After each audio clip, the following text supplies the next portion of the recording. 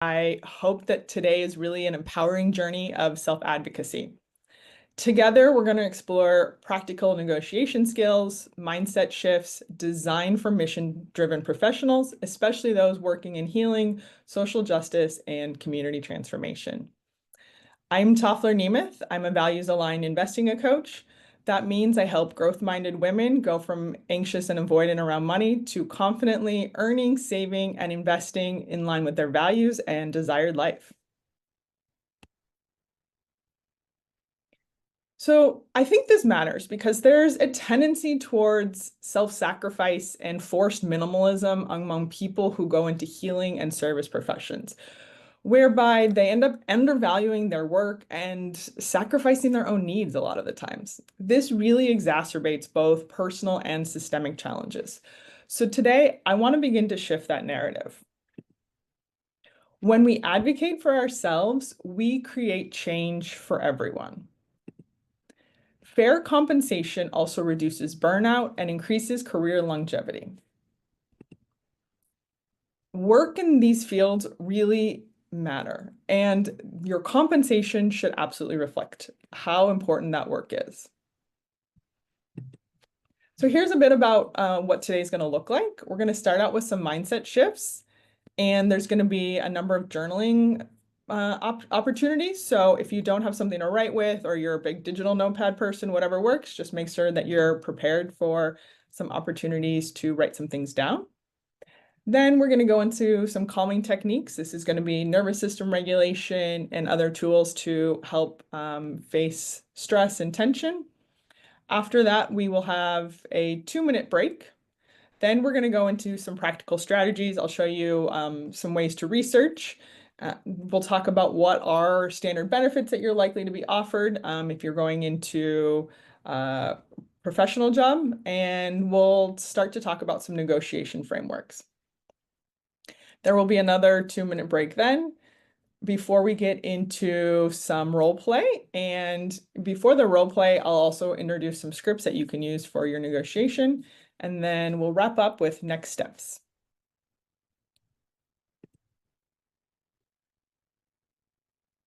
So when we start to think about negotiating, particularly if you're thinking about going to work for a nonprofit or really any of these community-oriented professions, you may feel conflicted about asking for money.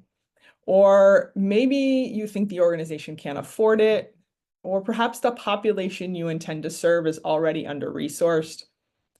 Or maybe it's because asking for more seems greedy and you want your career to be about service. This tension is real. Many in social justice and healing professions feel guilty requesting fair compensation for their valuable work. So let's find out what beliefs underlie this thinking and this internal conflict. We're going to start with a couple of maybe your money stories or your beliefs. So what were you taught explicitly or implicitly about asking for money or advocating for yourself? I'm going to give you about 30 to 45 seconds to write in your journal any messages that you may have received when you were growing up about asking for more money, standing up for yourself, or any beliefs that you have about your professional worth. If you're drawing a blank, maybe it's you have to work hard to earn every dollar, or our kind of people don't ask for more, we should be grateful for what we're given, or it's not polite to talk about money. So go ahead and take a few moments to journal on that.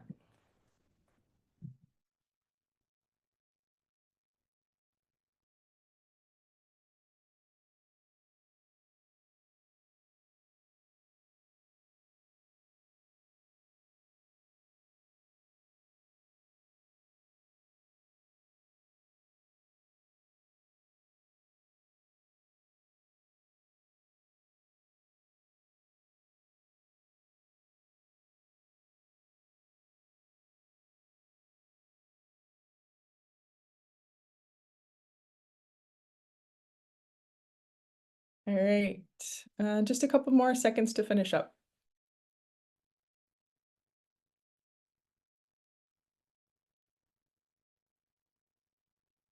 Keeping in mind what you wrote in your journal, let's see if any of these reframes might apply. Investing in me is investing in the mission. You need a certain level of financial compensation to feel safe and secure. If you're so stressed out about your own money situation that you can't sleep, that you can't think clearly, or you're constantly worrying about finances, then you're not going to be able to show up as your best self. So you need to be well paid, and only then can you give your best effort to your employer's mission. Next, it's not selfish to be well-resourced. Like oxygen masks on planes, you must secure your own needs first to help others effectively and for your work to be sustainable. Particularly if you live in the Bay Area, I think it can be really tempting to jump into tech because of the salary there.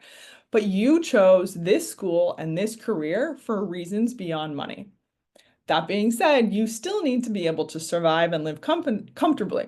So negotiating really helps ensure that you're fairly compensated in a way that will keep you in that profession, ensure your longevity, while also enjoying what all that life has to offer. We rise together when we normalize asking. So your courage creates ripples. Each negotiation helps establish fair standards for everyone. When you advocate for higher consumption, you're showing the company what your skill set, your unique experience, and your cost of living demands. And collectively, that can push up wages for everyone. Plus, it helps to normalize negotiating, even in service-oriented or helping professions.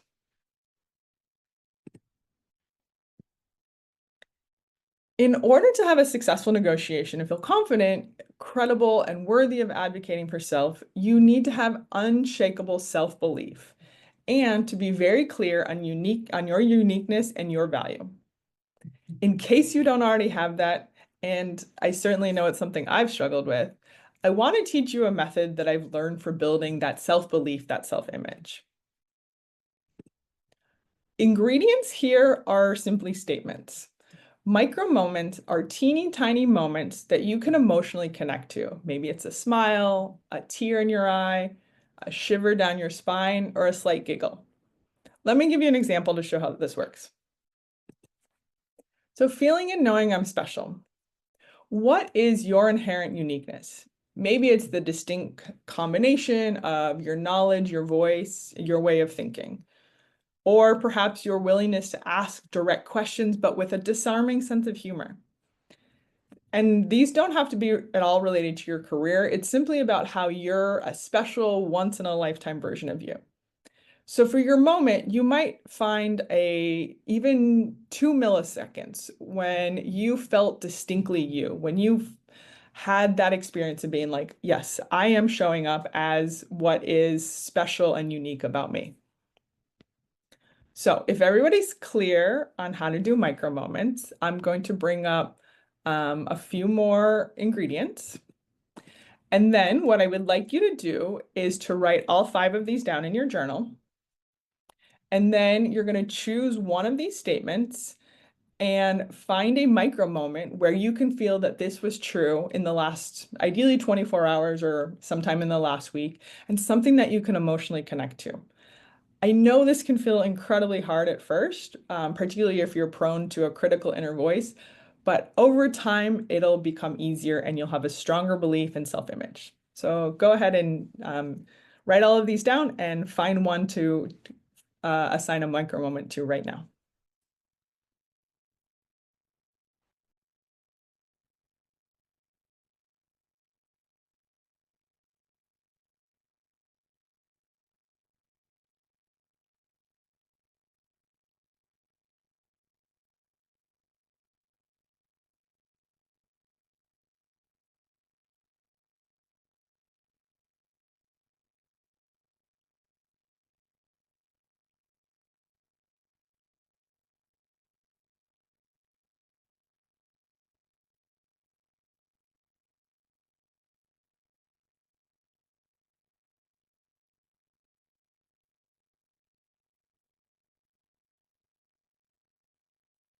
Give me a nod or a thumbs up whenever you're ready to go on.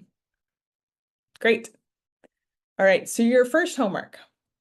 I encourage you to find a different micro moment for at least 3 to 4 of these ingredients every single day.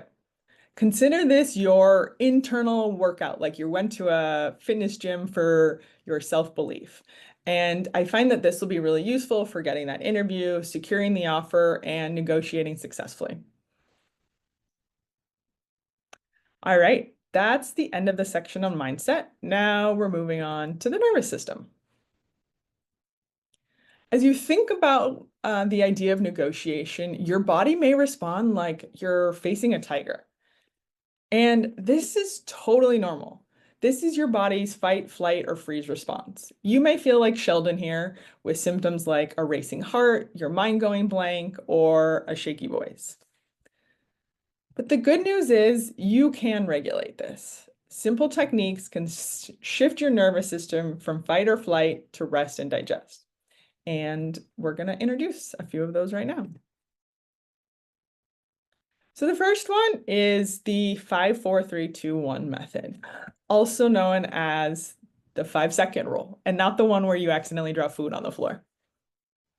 Has anyone read this book? Okay. So in this book, Mel Robbins teaches this 5-second rule as a way to help overcome hesitation and procrastination by prompting immediate action.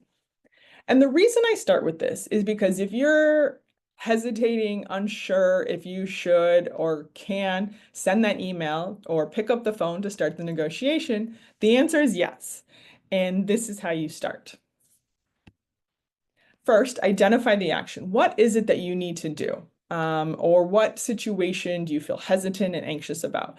And I want to note that even though I keep applying this to negotiating as if you were to receive a job offer, a lot of these also actually apply if you're going through performance reviews or you're thinking about asking a raise in your current role. So just keep that in mind that these aren't necessarily like I'm getting a job offer for the first time, but how do I also go about advocating for myself when I already am employed? Okay, so back to the identify the action. Then begin counting backwards. 5, 4, 3, 2, 1, go. And act immediately. As soon as you reach number 1, take action. Don't hesitate, don't overthink it. This works because it's a mental reset that allows you to initiate the desired behavior even when you don't feel like it. And the countdown interrupts all those negative thought patterns and self-doubt. And really, if you're prone to procrastination from self-doubt, this is a great way to just force yourself into it. Next, let's talk about breath work. I'm sure at some point here at CIS, you've probably done some form of breath work. And I'm going to introduce these two techniques as a way to activate your parasympathetic nervous system. I recommend that you test out both of them ahead of time to see which one works for you in different situations. But for right now, let's practice the box breathing together. So as you're ready, begin to inhale for a count of 4, 3, 2, 1. Hold at the top. 4, 3, 2, 1. Exhale. 4, 3, 2, 1. Hold at the bottom. 4, 3, 2, 1. Go ahead and repeat that one more time on your own.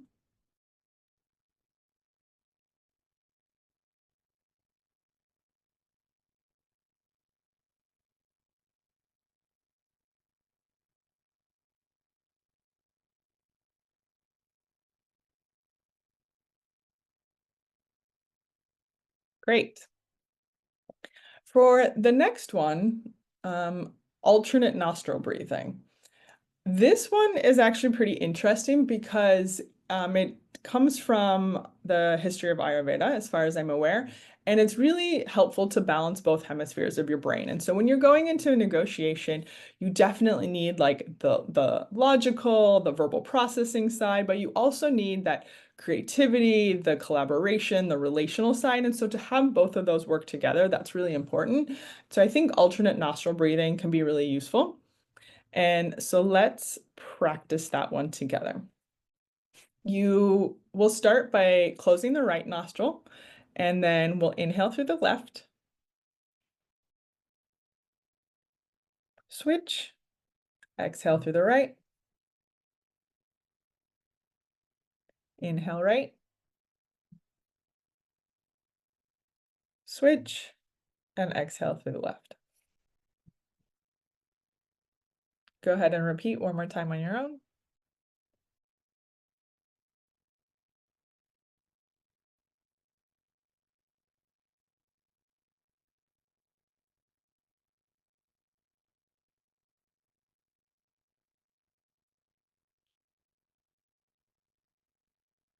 So I want to also mention that you don't just have to use these for high stress work situations.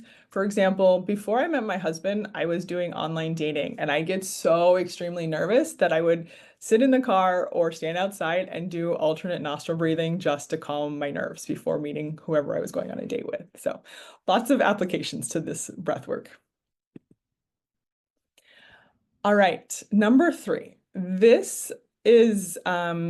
This finger rubbing techniques comes from PQ, the positive intelligence training, and I think I know some of you who have done that. So what you do is you'll put your index finger and your thumb together, and you'll gently rub your fingertips together and see if you can feel the very tiny ridges that make up your fingerprints. And as you are intently focusing on these feelings there, see if you notice any other texture, maybe temperature or moisture, or whatever else you may notice in between as you rub your two fingers together. This action brings awareness to your body because of its intense presence. And in so doing, it really interrupts anxious thought patterns. So you can't think of or focus on the anxious or stressful thoughts that may be otherwise running the show. And where breath work really cannot be done in the actual moment when you're sitting face to face with somebody or even on a Zoom call like this one is really discreet and can be done under the table. So I was on a panel last week and full Zoom cameras on. I had about 100 people attending the panel, and I was so nervous I could barely get the words out. And of course, I'm not going to sit there and do alternate nostril breathing. So I'm just rubbing my fingers together to like calm myself down beneath the line of the camera. So this one's definitely really helpful if you're in an interview or negotiating and feeling a little amped up. Oh, and then if you just need a brief recap. Okay. So moving on, we're gonna go through a guided visualization. This comes from the sport or performance imagery. So it's not going to be interactive, but I am going to guide you through a visualization to help really embody the feelings and the sense of capability and capacity to approach a negotiation. All right, let's do it. Begin by settling in. Find a comfortable position, either seated or reclining.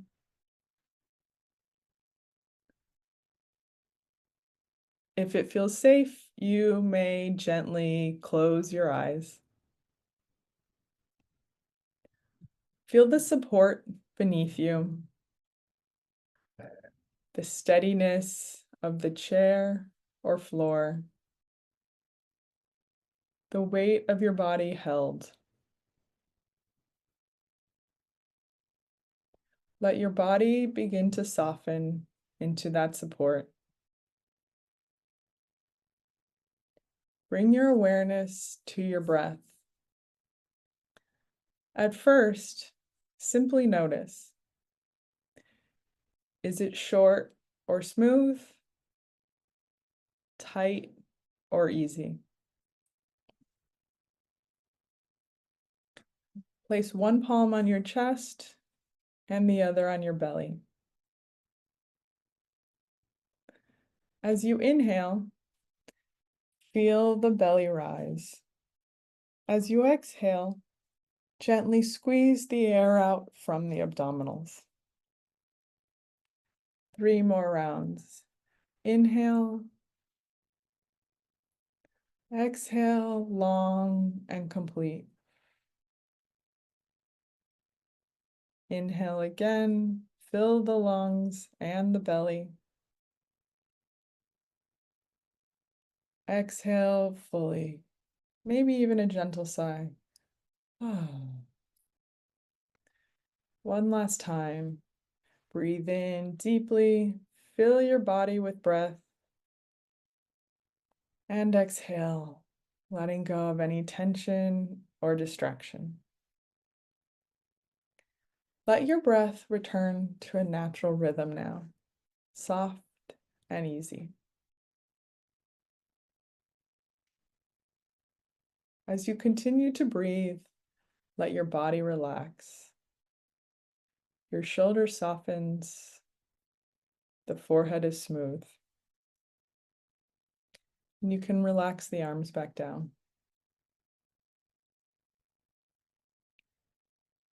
Now, imagine yourself stepping into a version of you, fully prepared, self-respecting, and calm, walking into an upcoming conversation about your compensation or preferred working style. See yourself as resourced, clear, and grounded. Feel your feet beneath you, your breath steady. You've thought about what you value, what you're asking for, and why it matters. This is a connection, a discussion between two imperfect humans, each seeking alignment.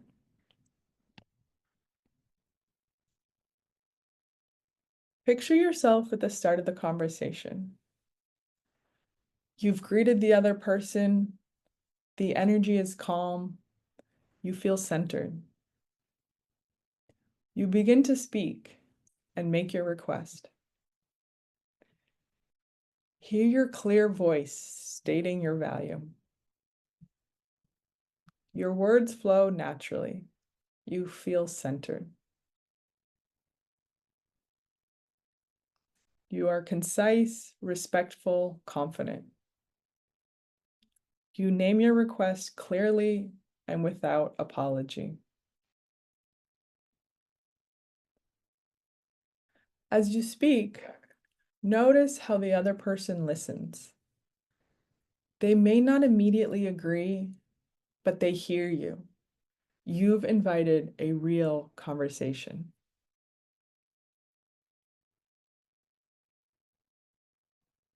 You continue to hold your ground with grace.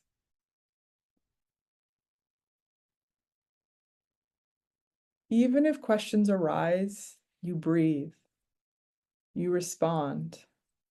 You stay in the moment.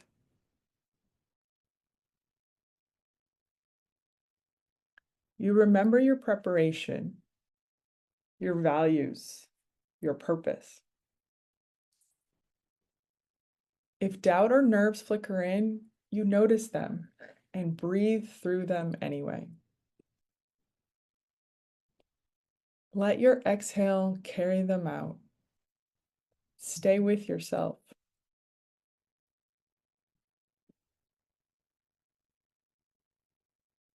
Feel your rooted strength, drawing up from the earth's energy. You remain open to compromise without compromising your self-respect. You are here to honor your education, your unique strengths and capabilities, and the life you want to build.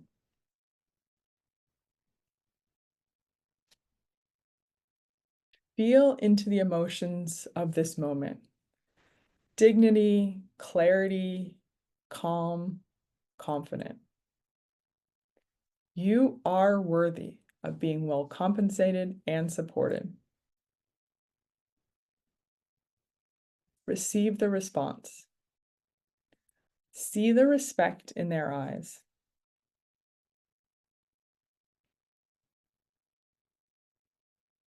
The conversation begins to wrap up. Feel satisfaction regardless of outcome.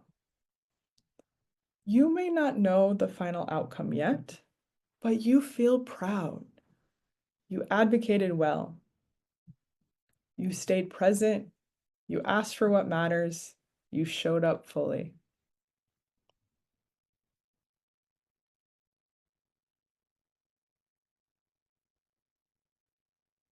Notice how your body feels now.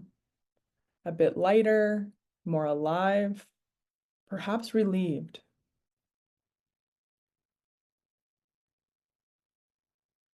Let that feeling sink in. Let it imprint. Take a deep breath in and exhale slowly. You can return to this feeling, this state at any time. You are your own best advocate. You know your worth. As you begin to return to the room, feel your body once more, the surface beneath you, the temperature of the space, sounds nearby. Begin to wiggle your fingers and toes, and when you're ready, gently open your eyes.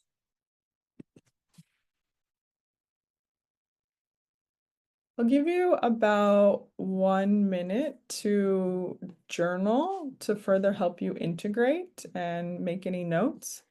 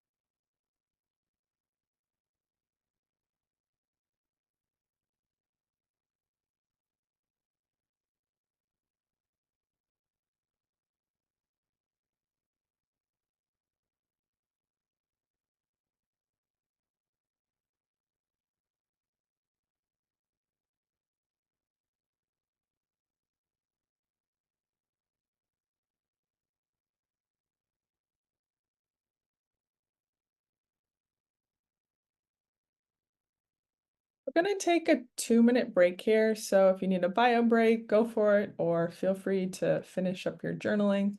When we come back, we get practical and tactical.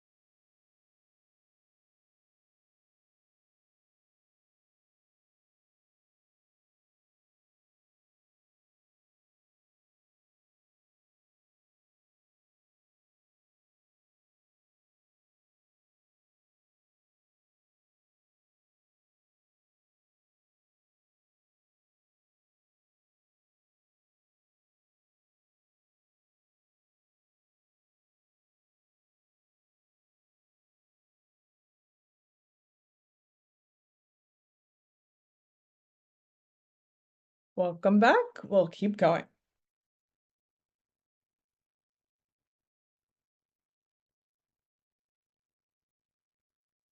Okay. Before you even start negotiating, it's really important to do your homework because it's hard to ask for what you want or deserve if you don't know what that number is. So there are three main sources that I'm going to recommend you tap into: online tools, real humans, and your peer networks. You don't need to write these down. I'll be sharing this as a handout in a few minutes. But first up, online resources. So the top three on this list will give you ballpark figures for figuring out salary. Idealist.org is more specifically for nonprofit roles, and then LinkedIn Salary Insights can actually be really useful because you can filter by location, title, and even company. But these numbers are really just a starting point, and so I encourage you to go beyond the internet. Reach out to people, your school's career services like Ben here, professional association, even mentors or recruiters can give you real-time, real-world context. And maybe the most powerful of all, your peer networks. Start conversations, maybe with classmates or alums who are a couple of years ahead of you, to know what's typical in your field. Some folks even form what are commonly called salary transparency circles, where small groups get together to be honest about pay, which can help close wage gaps as well as be really supportive for each other. And just remember, knowledge equals confidence, and confidence is a key ingredient in any negotiation. The three-number framework actually comes from this book, Ask Like an Auctioneer by Dia Bondi. Is it backwards for you all? Oh, great. Well done, Zoom. So your dream salary is your ambitious goal. It may make you feel slightly uncomfortable, but it's still possible. It's still within the reason of possibilities, the realm of possibilities. Next is your target salary. So this is going to be an area that's well researched, fair market value, and you'd feel satisfied. Bottom line is below which it's just not going to work for you. That's your walk away number because it doesn't meet your needs. And you may think, going back to some of the mindsets that we looked at with the journaling in the beginning, I'm just lucky to have a job. I should be grateful for anything that I'm offered. And I understand that people have different financial situations, so it's important to really make sure, like, what is your bottom line number and be clear about that for yourself. So to figure out your numbers, you start with the industry and role research that we talked about in the previous slide, and then you always start by asking for your dream salary. Back it up with specific rationale about your value. Later on, we'll deal with how to make that ask and also how to deal with a no. And honestly, if you never get a no, you're probably not aiming high enough. So go big and see what happens.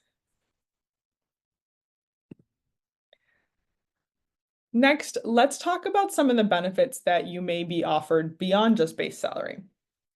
So I want to really highlight here that not all organizations will offer all of these benefits. They're just some of the main ones to look for, and they really depend on the size and type of employer. So if you're going into nonprofit, it may be different than if you're going to work for a small startup company versus if you're going to work for a large publicly traded company. Starting with health and wellness. Health insurance is pretty standard. Dental and vision and the other benefits listed here may somewhat depend on the size of the employer. Next, under financial and retirement, a retirement plan, whether that's a 401k, a 403b, is usually pretty common unless you work for a very small company. And the same with life and disability insurance. Those are more common with larger organizations. Of course, time off. All employers should have a policy around time off. Review it and make sure it works for you. And then professional development is a really broad category that's highly variable from company to company. So actually, during interviews, when they give you a time when they say, oh, do you have any questions for me? That's a really good opportunity to ask about professional development and see what they have in mind and how they want to support your career growth. You'll find if you're negotiating with a large company, they often have a standardized benefits package, which includes health insurance, retirement contributions, and generally those are not negotiable. And so while you can't negotiate standard benefits, we will talk about in a couple of slides later, what are your best options for increasing your compensation and other perks that'll make you happier at work, and if there are any other levers. So one more thing to note, when you're given an offer, make sure you get a benefit summary document before you sign anything. So help you to understand what you're entitled to and ensure that you also get those benefits once you sign on. So some of the other perks that might be included with a full-time job include flexible work arrangements, of course, remote or hybrid, maybe flexible hours or compressed work weeks. So I have a friend who's a dietitian at a hospital, and she either works 3 12s or 4 10s so that she has a longer weekend to be able to spend with her kids and also have a day to herself. And then sometimes commuter benefits or transit subsidies, wellness stipends, gym reimbursement or fitness app access. Backup childcare is kind of rare, but would be a really nice perk if your company does offer it. Fertility benefits, elder care resources. And then other perks, maybe an employee stock purchase plan, company discounts, employee resource groups, also known as ERGs, for community and DEI support. And some companies also offer discounts on legal or financial counseling. So let's talk about what are the areas that tend to be most open to negotiation. First of all, your start date. And I want to kind of go into a little bit of depth on this. So some companies, when you go through the interview process and they make you an offer, they want you to start immediately. And you're like, oh, I'm already coming from a job. Like I really want some vacation or I need to move or whatever it is.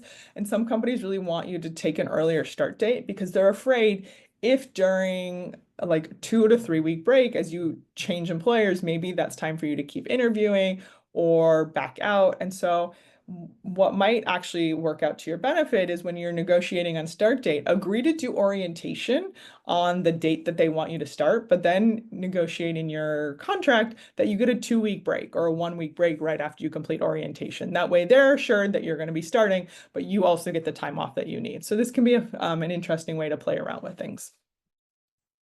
Next, sign-on bonus is definitely an opportunity to negotiate with them. Equity. So broadly speaking, there are two types of equity. There's equity in publicly traded companies that would be traded on the stock market, and then there's equity in privately held companies. For example, if the company were to have employee shares or employee options.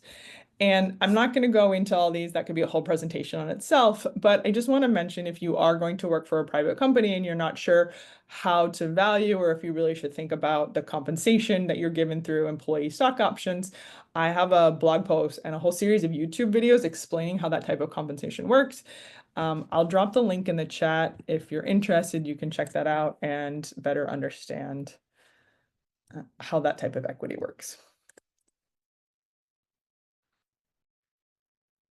So the next thing is career trajectory.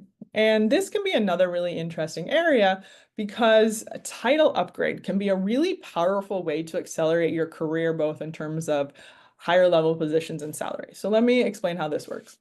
If you're interviewing for, let's say, a junior associate level, could you ask them to give you the title of associate? And that way you'll already have one level up in your career. If you go to change jobs, it's a lot easier to jump to a senior associate or maybe a manager level at that point. And that also means that you'll accelerate your pay bumps faster as well. So that's a really interesting way to go about this. The next one is your promotion timeline. If they can't increase your salary now, ask for a 6-month review and written agreement on how you can earn a raise or a title bump in less than a year. Some other ones, of course, PTO, remote hybrid work arrangements, flexible hours, or additional unpaid leave.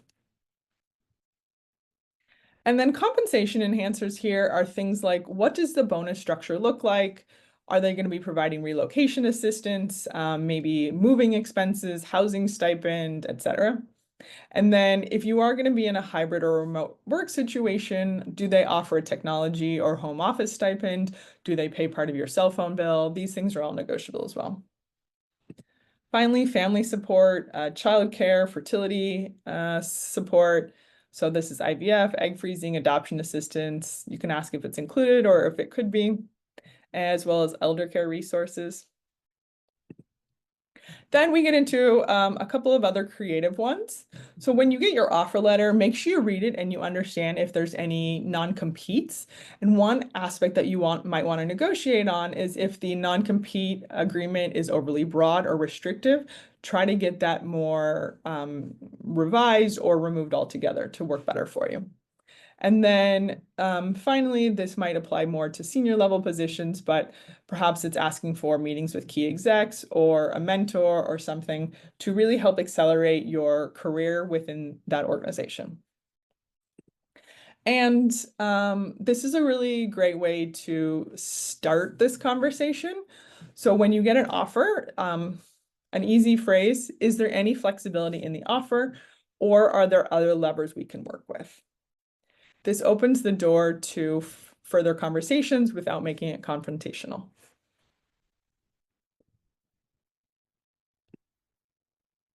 Okay, that was a lot. I want you to have time to digest it. So we're going to take another 2-minute break here before we go on to scripts and practicing.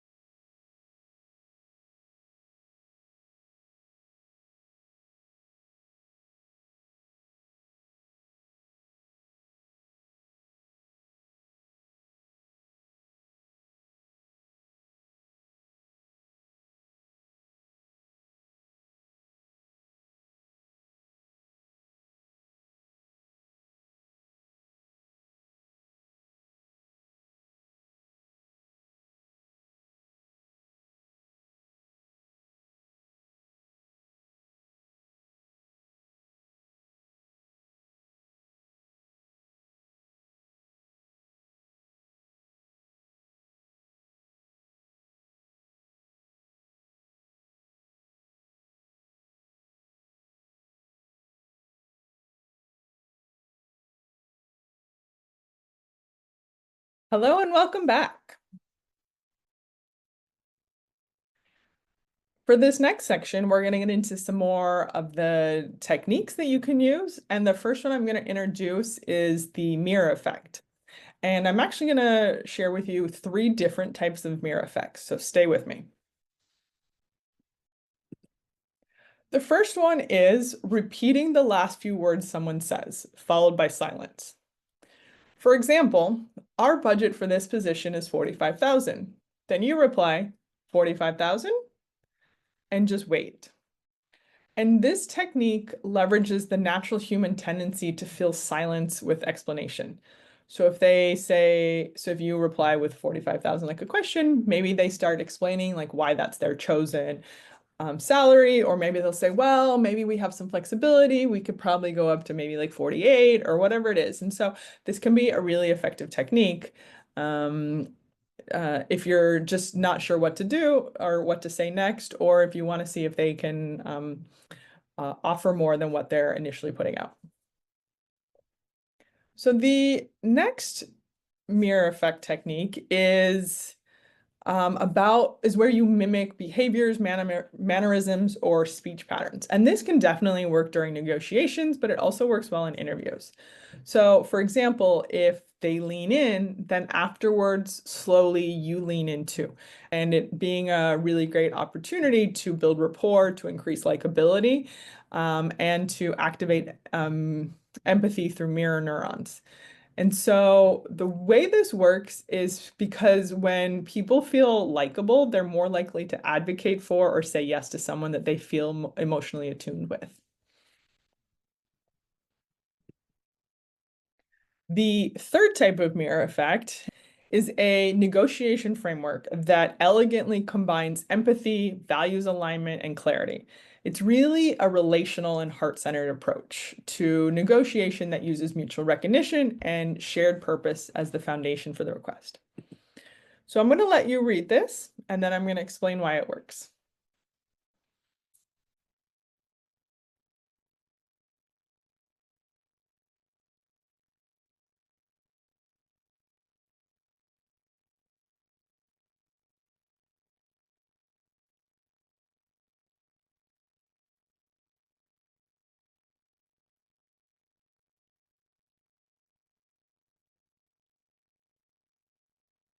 So this works because it starts with empathy, which activates the mirror neurons and builds rapport. In the second paragraph, it goes into the mutual alignment, which is the shared values and vision. And finally, the last paragraph presents clearly the asks and stays confident, grounded, and polite. Finally, it avoids an adversarial tone while still advocating for yourself. And I specifically want to call your attention to the very last sentence. Explore how we notice how it becomes a team effort, or a collaborative effort. And this can be a great fit for both of us. And so this is really important to draw your attention to how you put yourself on the same side, on the same team as the other person. So they feel like you're all working towards the same end goal, which truly you are. And and this may have come up when you're doing your journaling at the beginning, but I think there's a notion that negotiating is always confrontational, or it's only done by white men and it's very adversarial and like head-to-head confrontation. And what the research shows is that when women go into negotiations thinking like this and demanding what they want, it doesn't work. It doesn't this type of white male approach to negotiating doesn't work for women and people of color. And so we really have to come to it of much more of a relational approach where we think of, we approach it collaboratively and put ourselves on the same team and really frame it as working towards the same goal. So that's why I think this sentence really works very well. So the next technique I want to introduce you to is the power of pausing. The first example of this technique is the strategic silence, which I introduced in combination with the first mirror technique of just leaving the conversation silent for a moment and seeing who fills the silence. A lot of people feel really uncomfortable with silence, and so this is a great way to help to further the conversation and maybe get the person on the other side to share additional information that you can then use for your position. The next example of pausing that I want to introduce you to is to allow yourself time. When you receive an offer, I don't think you should ever accept or reject it immediately. You really should just ask for time, at least overnight, sleep on it. This allows you time to process your emotions, to consult with mentors or your family. And the company will also appreciate your thoughtfulness and the time that you took to reflect and make sure that this is the right decision, the right move for you.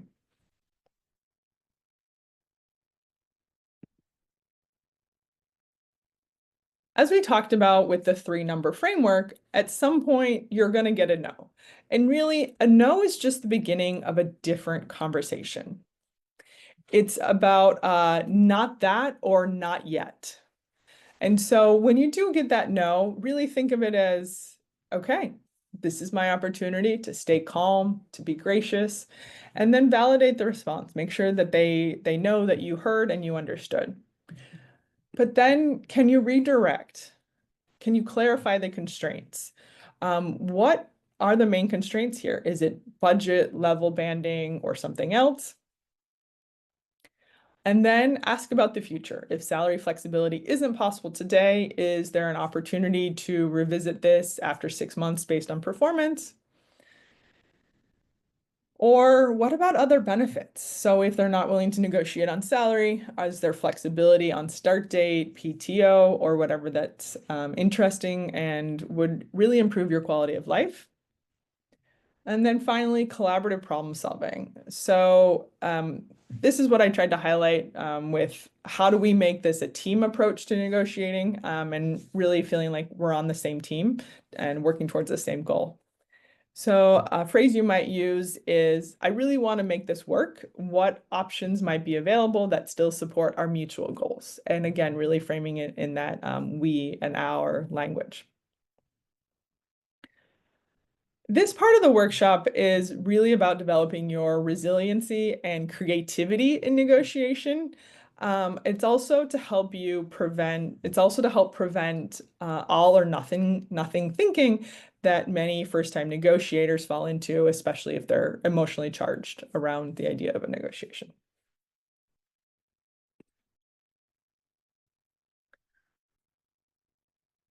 So when you've discussed what are the constraints and you're ready to offer a counter, start with expressing gratitude. Thank you for the offer of X. I'm excited about the possibility of joining your team. Then state your counter clearly. Based on my experience and the value I bring, something closer to Y is appropriate. My specialized training in XYZ skill has been shown to improve outcomes by some percentage, whatever your value is, whatever experience that you can draw upon. And then again, with the collaborative approach, how can we work together to find a number that reflects my value to your organization? I'm not going to read this. I know this is a lot of text, but I want you to have these scripts because we're about to go into role play. And I just want to bring your attention to this because when you look at the document that I'm going to share with you, you're going to have a whole bunch of resources in there. And I want you to have seen this slide before so you can find it in there. Okay, let's go into role play. Going to have one person start out as the negotiator, one person start out as the employer. The person who's going to start as the negotiator will be the first one in alphabetical order. And you'll have, once you get into breakout rooms, you'll have about a minute to orient, and then you'll have 3 to 4 minutes for the first role play. The negotiator can choose the scenario, and then you'll have 1 minute to debrief and offer supportive feedback. Then you'll switch 3 to 4 minutes for another role play. Ideally, you'll choose the other scenario just for practice, but it's up to the negotiator if they feel strongly. And then finally, 1 more minute for feedback. So the first scenario is about counter offering salary. So we're doing role plays because I really want you to practice this language before you get to an actual negotiation. If the first time you're actually using this language and these phrases is when you're in a negotiation, it'll feel a lot more awkward than if you've practiced. So that's what we're going to do. For the negotiator, you receive an offer for a position of 60K. Your research shows that market rate is closer to 68 to 72. Practice making a counter offer and figure out how to get to a win-win. For the employer, you've offered 60, but could go up to 68 and offer some resistance.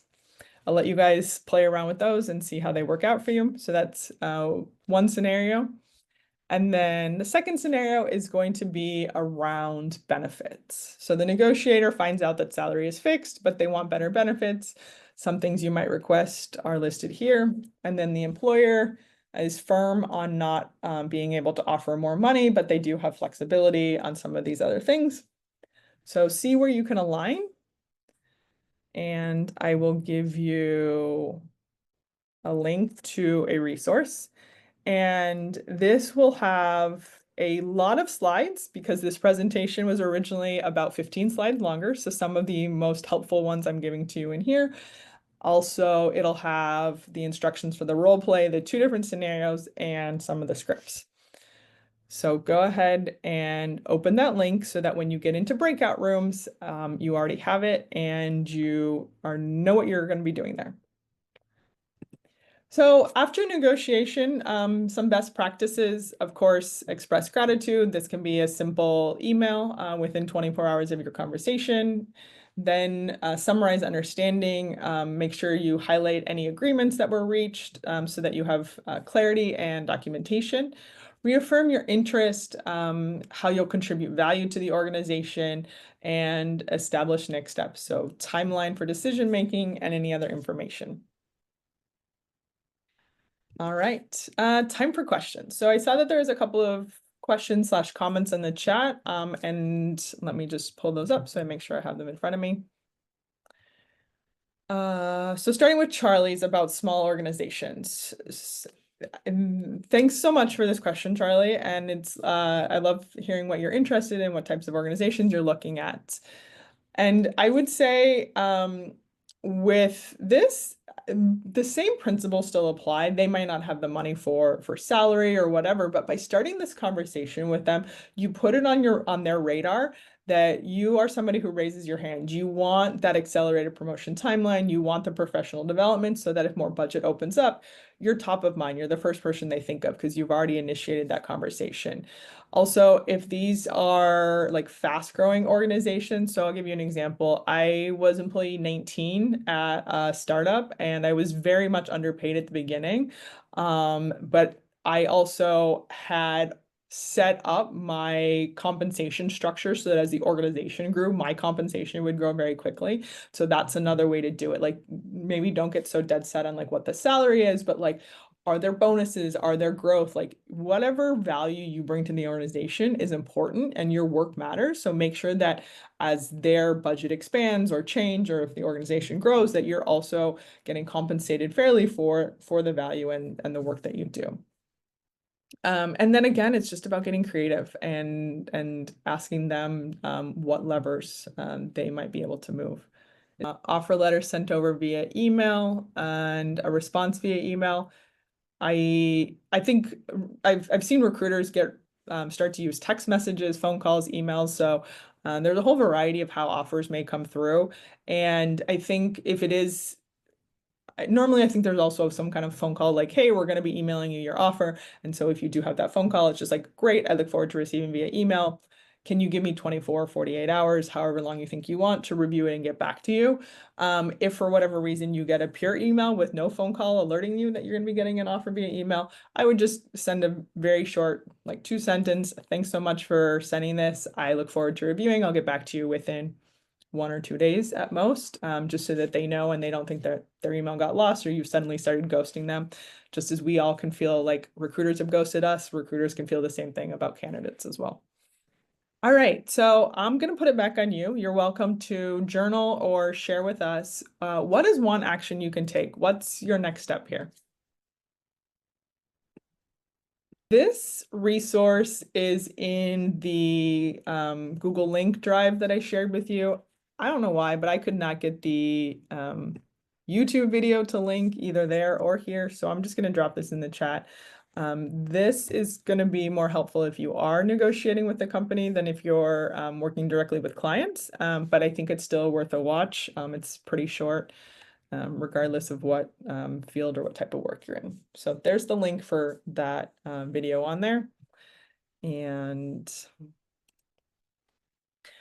your advocacy creates ripples beyond your own life. And so as you're approaching interviews, negotiations, performance reviews, in the many aspects of life that this can apply to, I would encourage you to keep this statement in mind. It can become your own mantra. I also want to thank you for your courage and commitment to both your mission and yourself.